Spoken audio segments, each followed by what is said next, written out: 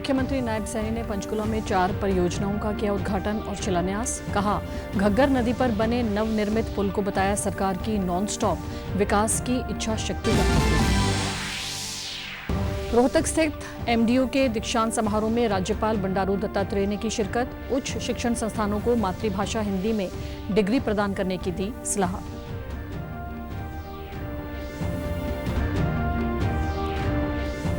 प्रदेश सरकार ने मत्स्य पालन विभाग की 8 सेवाओं को हरियाणा सेवा का अधिकार अधिनियम 2014 के दायरे में किया शामिल। 40 दिनों की समय सीमा की निर्धारित।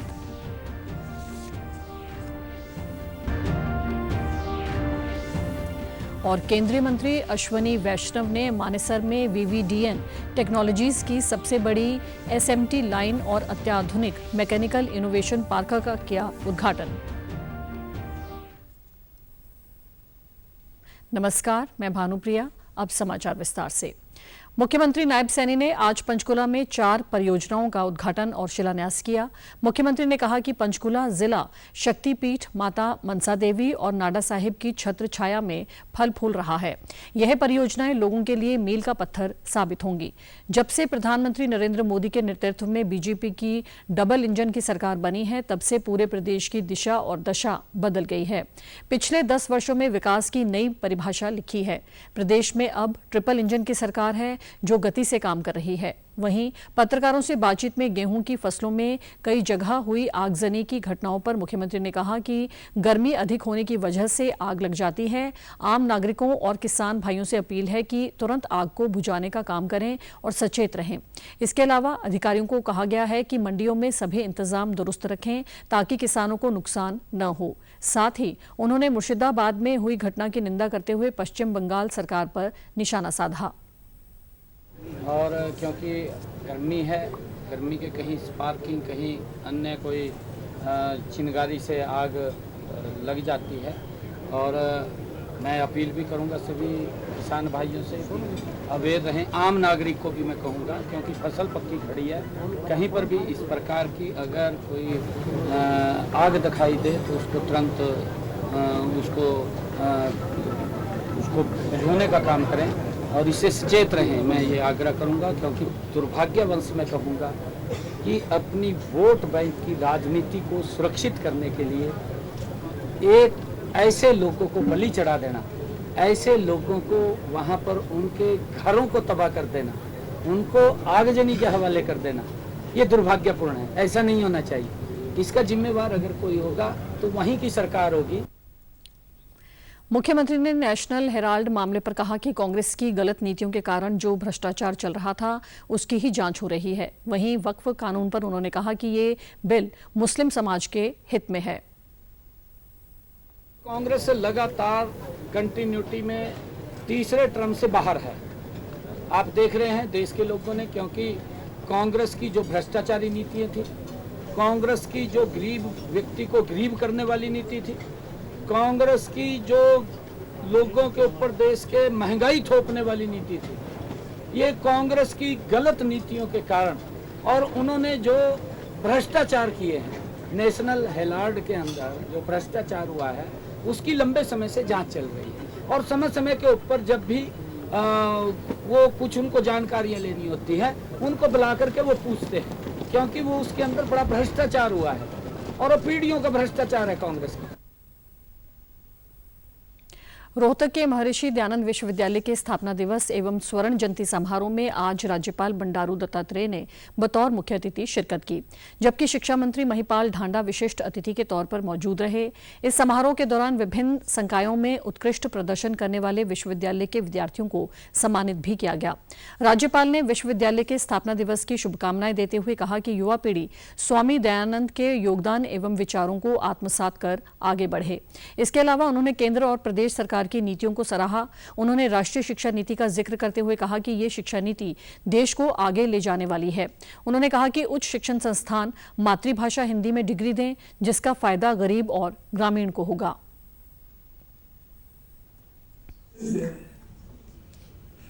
और वो स्किल्स भी नवाचार से आगे बढ़ रहे, नवाचार से बढ़ रहा है, इनोवेटिव है, बहुत इनोवेटिव है।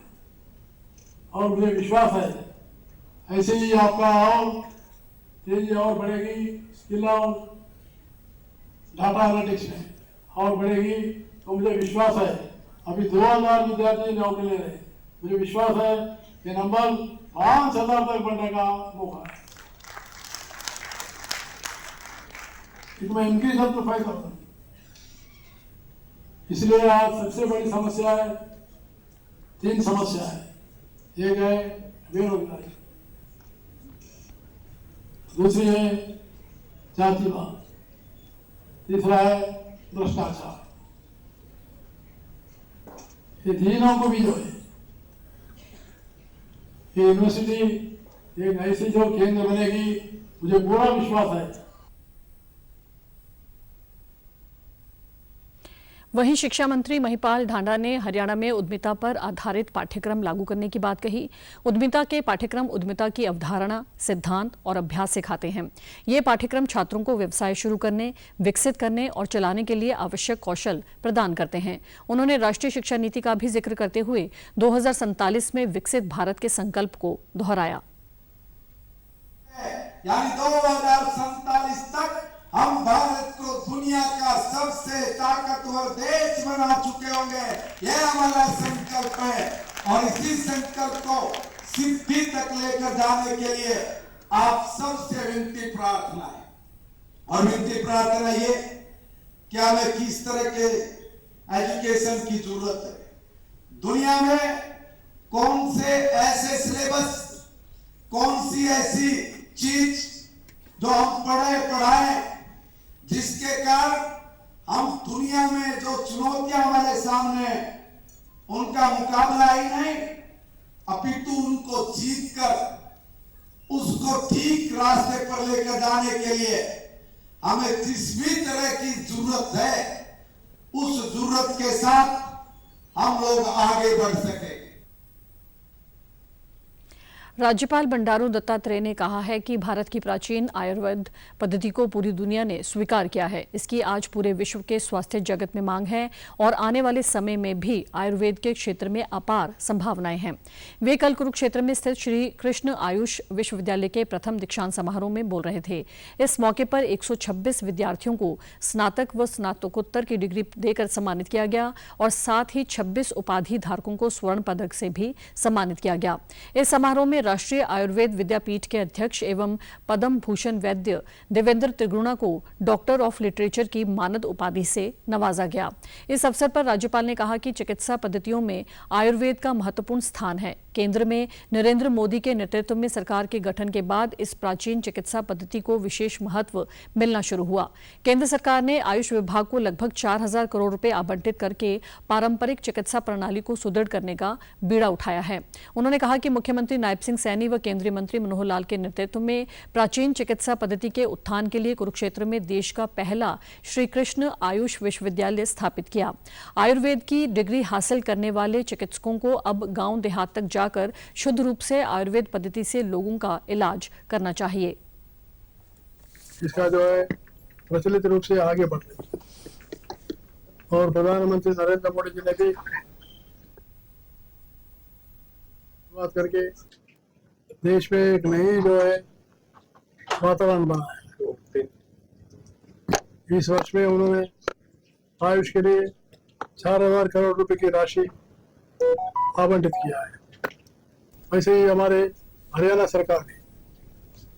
सरकार भी नायक सिंह सैनी के नेतृत्व में 1300 करोड़ रुपए वाली ये विश्वविद्यालय को और पहले फर्स्ट फेज में 500 करोड़ रुपए से जो है इसको जल्दी पूरा करके और बढ़ाने का प्रयास करना है। हरियाणा सरकार ने मत्स्य पालन विभाग की 8 सेवाओं को हरियाणा सेवा का अधिकार अधिनियम 2014 के दायरे में लाते हुए इन सेवाओं की समय सीमा निर्धारित की है। मुख्य सचिव अनुराग रस्तोगी द्वारा जारी की गई अधिसूचना के अनुसार सघन मत्स्य विकास कार्यक्रम के तहत पंचायती तालाबों तथा निजी तालाबों के सुधार हेतु सब्सिडी 40 दिन के अंदर उपलब्ध करवाई जाएगी। सघन मत्स्य विकास कार्यक्रम के साथ साथ मत्स्य पालन क्षेत्र से जुड़े अनुसूचित जाति से संबंधित परिवारों के कल्याण हेतु मछली या मछली उत्पाद की बिक्री हेतु रेहड़ी सहित स्टोव, गैस चूल्हा, बर्तन आदि पर सब्सिडी, मछली पकड़ने के जाल की खरीद तथा खाद खुराक पर सब्सिडी भी 40 दिन के अंदर उपलब्ध करवाई जाएगी। इसके अलावा खेल के लिए केवल फिशिंग रॉड से मछली पकड़ने का लाइसेंस 3 दिन के अंदर जारी किया जाएगा। इन सभी सेवाओं के लिए संबंधित जिले के मत्स्य पालन अधिकारी को पद नामित अधिकारी नामित किया गया है। शिकायत निवारण के लिए संबंधित उप निदेशक मत्स्य पालन को प्रथम शिकायत निवारण अधिकारी, जबकि निदेशक मत्स्य पालन को द्वितीय शिकायत निवारण अधिकारी बनाया गया है। केंद्रीय मंत्री अश्वनी वैष्णव ने मानेसर में वीवीडीएन टेक्नोलॉजीज को सबसे बड़ी एसएमटी लाइन और अत्याधुनिक मैकेनिकल इनोवेशन पार्क का कल उद्घाटन किया है। ये एसएमटी लाइन वीवीडीएन की अब तक की सबसे बड़ी पीसीबी साइज को संभाल सकती है और प्रति घंटे 2.5 लाख कंपोनेंट अमाउंट कर सकती है, जिसमें एआई सर्वर, मदरबोर्ड और उन्नत नेटवर्किंग गियर जैसे उच्च स्तरीय उत्पाद शामिल है। इसके ठीक बगल में 1.5 लाख वर्ग फुट में मैकेनिकल इनोवेशन पार्क बनाया गया है, जो सीएनसी, ईडीएम और अत्याधुनिक इंजेक्शन मोल्डिंग मशीनों से सुसज्जित है और डिजाइन से लेकर विनिर्माण तक का एक सरल मार्ग प्रशस्त करता है। वीवीडीएन भारत की एकमात्र कंपनी है जिसके पास गहन डिजाइन आधारित विनिर्माण और बैकवर्ड इंटीग्रेशन है, जो एआई, ईवी, लैपटॉप और वाईफाई 7 तकनीक में अग्रणी नवाचार है। केंद्रीय मंत्री वैष्णव ने जोर देकर कहा कि प्रधानमंत्री मोदी के मेक इन इंडिया विजन के तहत पिछले दशक में इलेक्ट्रॉनिक्स विनिर्माण में 5 गुना वृद्धि हुई है, जो अब 11 लाख करोड़ से ऊपर है। निर्यात 6 गुना बढ़कर 3,25,000 करोड़ रुपए को पार कर गया है। इलेक्ट्रॉनिक्स सेक्टर में मैन्युफैक्चरिंग 11 लाख करोड़ रुपए से बढ़कर 14 लाख करोड़ हो गया है। As big as 5,000 design engineers, and these design engineers are designing some of the most complex products.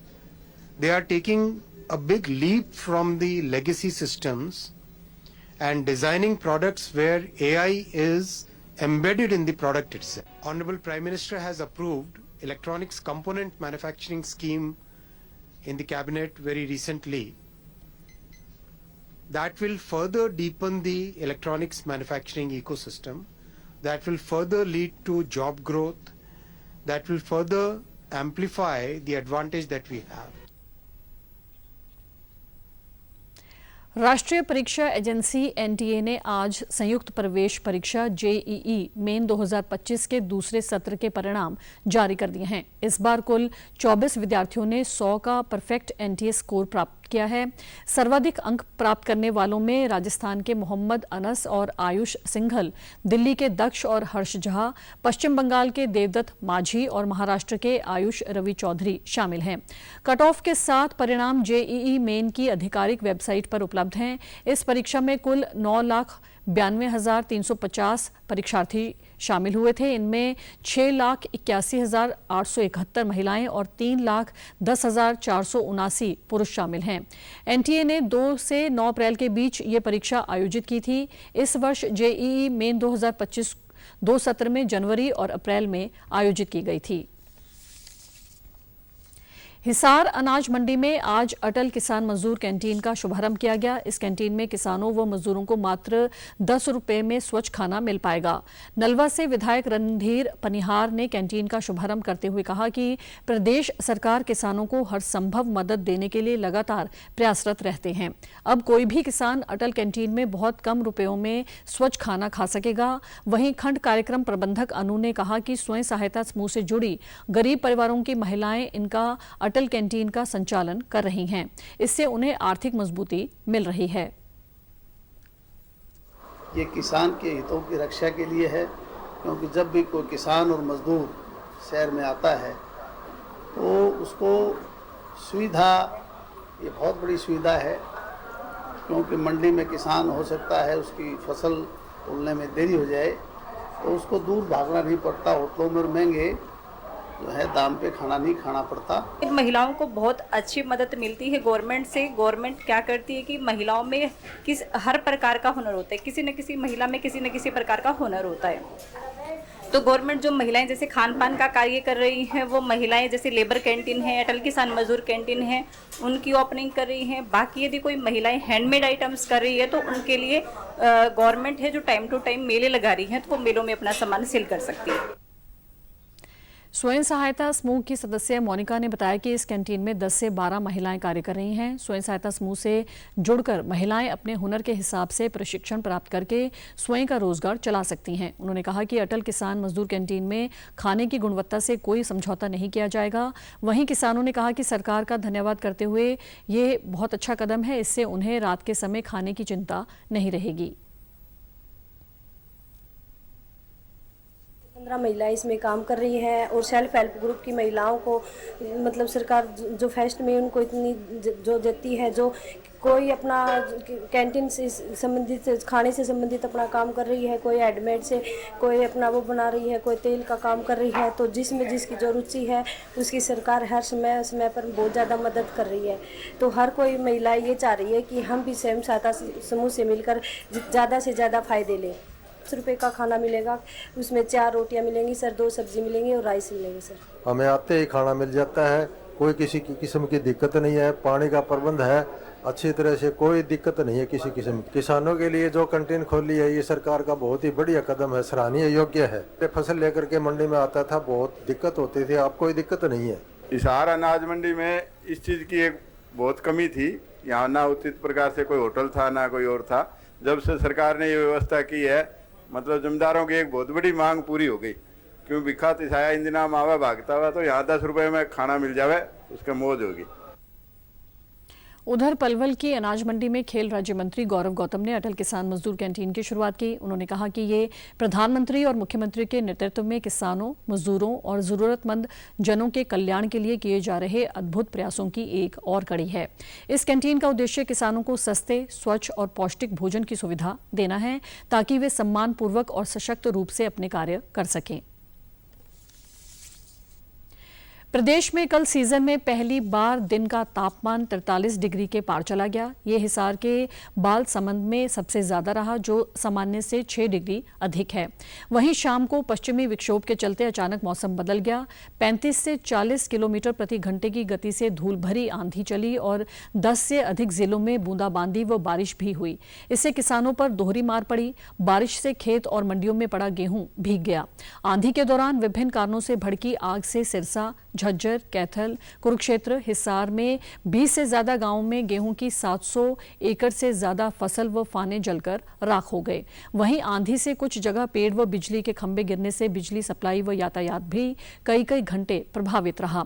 Sirsa के गांव रूपना खुर्द, लुदेसर में आंधी के कारण भड़की आग से 150 से अधिक एकड़ गेहूं की फसल जल गई। जौंधका व सुचान में करीब 100 एकड़ गेहूं की फसल और 50 एकड़ पराली का स्टॉक जल गया।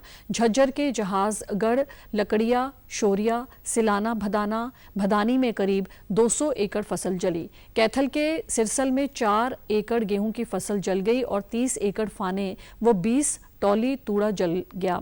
बदनारा में 100 एकड़ से ज्यादा फाने जल गए। वहीं पबनामा में लगी आग इतनी तेजी से फैली कि ये भवनवा से पाबला होते हुए कौल बस स्टैंड पर जाकर रुकी। इसमें सैकड़ों एकड़ फसल जल गई। कुरुक्षेत्र में ज्योतिसर, दीवाना, खासपुर, चंद्रभानपुर, दयालपुर, धुराला, समसीपुर में आग लगी। इसमें गेहूं की 20 एकड़ फसल व 150 एकड़ से ज्यादा फाने जले हैं। उधर इनेलो नेता अभय सिंह चौटाला ने कहा कि प्रदेश के विभिन्न जगहों पर लगी आग ने विभिन्न जगहों पर सैकड़ों एकड़ में खड़ी गेहूं की फसल को राख कर दिया। किसानों की साल भर की मेहनत कुछ पलों में जलकर खाक हो गई। ये सिर्फ फसल नहीं अपितु एक परिवार की उम्मीदें और श्रम था। सरकार से निवेदन है कि वो तुरंत प्रभाव से विशेष गिरदावरी करवा के प्रभावित किसानों को उचित मुआवजा देने का काम करें। खराब होगी पूरे प्रदेश भर के अंदर। मैं मुख्यमंत्री जी से कहना चाहूंगा कि आपने मोदी जी की रैली के लिए जो जमीन ली थी उसके आपने 61,000 रुपये प्रति एकड़ के हिसाब से मुआवजे के रूप में देने का काम किया, जो आपने सीधे लोगों के खातों में, किसान के खाते में जमा कराए थे और उसमें उसकी जो फसल थी वो भी उसको दे दी गई थी। अब जो किसान की 100% खड़ी फसल जो खराब होगी, जो मार्केट में जानी चाहिए थी, उसका मुआवजा भी तुरंत आपको 61,000 रुपये प्रति एकड़ के हिसाब से देना चाहिए, ताकि किसान आगे अपनी अगली फसल की तैयारी कर सके। मैं उम्मीद करूंगा कि सरकार इस पर जल्द एक्शन लेगी। अगर सरकार ने किसी किस्म की कोई देरी करी, कोताही करी, तो फिर हम इसके खिलाफ किसान के साथ खड़े होकर के उसके साथ जब तक न्याय नहीं होगा उसकी लड़ाई को लड़ने का। केंद्रीय बिजली, आवास एवं शहरी मामले मंत्री मनोहर लाल ने कल करनाल के नीलोखेड़ी में केंद्र सरकार की खाली पड़ी भूमि का निरीक्षण किया। उन्होंने अधिकारियों को निर्देश दिए कि इस भूमि से संबंधित दस्तावेजों की रिपोर्ट बनाकर उनके कार्यालय में भेजें। इसके उपरांत आगामी कार्यवाही की जाएगी। उन्होंने बताया कि नीलोखेड़ी में केंद्र सरकार की सरकारी प्रेस की भूमि इस समय खाली है। यहां काफी वर्ष पहले प्रेस चला करती थी, जो कि अब बंद हो चुकी है।